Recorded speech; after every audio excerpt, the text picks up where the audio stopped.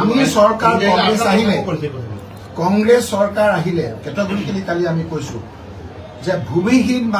মানুহ যিসকল আছে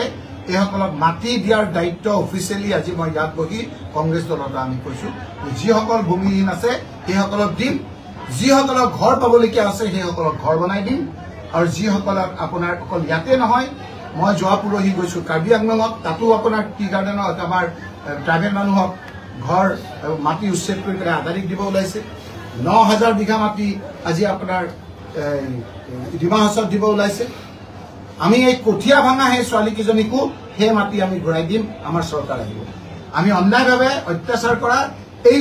যিবিলাক মানুহ উচ্ছেদিত হৈছে যিসকলৰ দুখীয়া মানুহ আইন কানুনৰ মাজেৰে ভূমি পাব লাগে আমাৰ চৰকাৰৰ প্ৰধান কাম হ'ল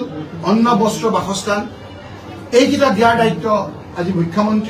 মুখ্যমন্ত্ৰীৰ কথা বতৰাই অসমৰ মুখ্যমন্ত্ৰী হিচাপে তেওঁ শপত লোৱা যেন তেওঁক নালাগে গতিকে মুখ্যমন্ত্ৰীক অনুৰোধ কৰিম যে এই কথাত আমি কোনো ধৰণৰ কথা ক'ব খোজা নাই আপুনিয়েই সবতকৈ ডাঙৰ মানুহ আপুনি এই যিটো দুখীয়া মানুহৰ ঘৰ ভঙা এই কথাবিলাক আপোনালোকে বন্ধ কৰক।